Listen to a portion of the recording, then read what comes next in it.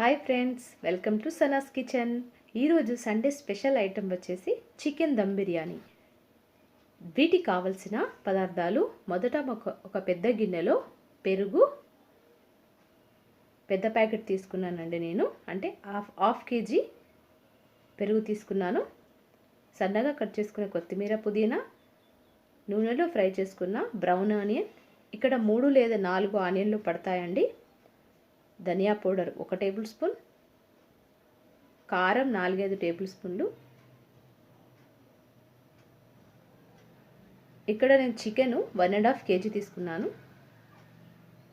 Garam masala powder 2 table స్పూన్లు, chicken biryani powder 2 table స్పూన్లు, నిమ్మరసం 4-5 టేబుల్ స్పూన్లు,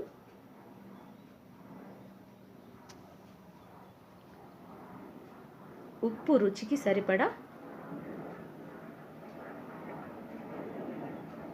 ఆ తర్వాత చికెన్ కూడా వేసుకొని కలుపుకొని ఈ విధంగా నానబెట్టుకోవాలి.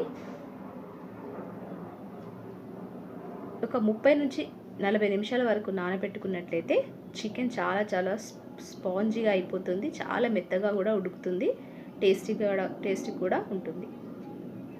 ఆ తర్వాత మనం వేరే గిన్నెలో రైస్ను ఉడకబెట్టుకోవడానికి నీళ్లు వేసుకొని అందులో షాజీరా, కొత్తిమీర, పుదీనా,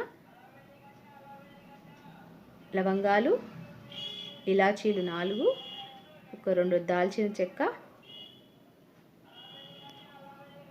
2 బిర్యానీ ఆకులు, స్టార్ మసాలా 1,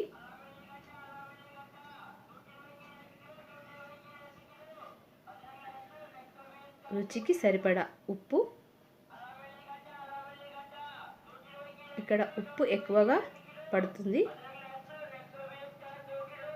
ఈ విధంగా 90% ఉడికించుకోవాలి. 90% ఉడికించుకున్న రైస్ని మనము ముందుగానే నానబెట్టుకున్న చికెన్ మీద వేసుకోవాలి.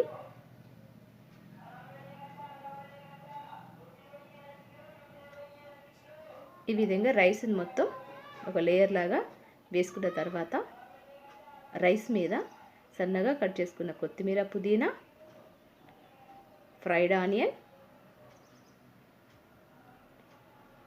ఇక్కడ డ్రై ఫ్రూట్స్ కూడా వేసుకోవచ్చు, మీ ఇష్టం.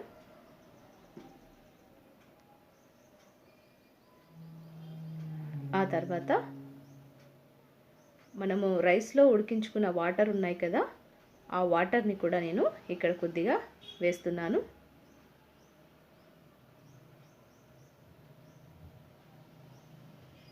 ఆ తర్వాత నెయ్యి లేదా నూనె కూడా వేసుకోవచ్చు.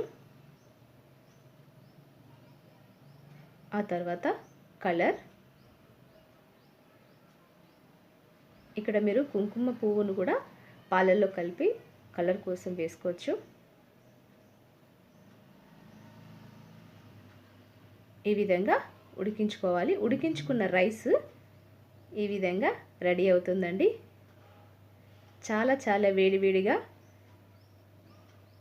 ఎమ్మిగా ఉన్న చికెన్ పీస్ తీసుకొని పిల్లలకు, మీ ఫ్యామిలీకి అందరికీ సర్వ్ చేశారంటే చాలా ఇష్టంగా తింటారు.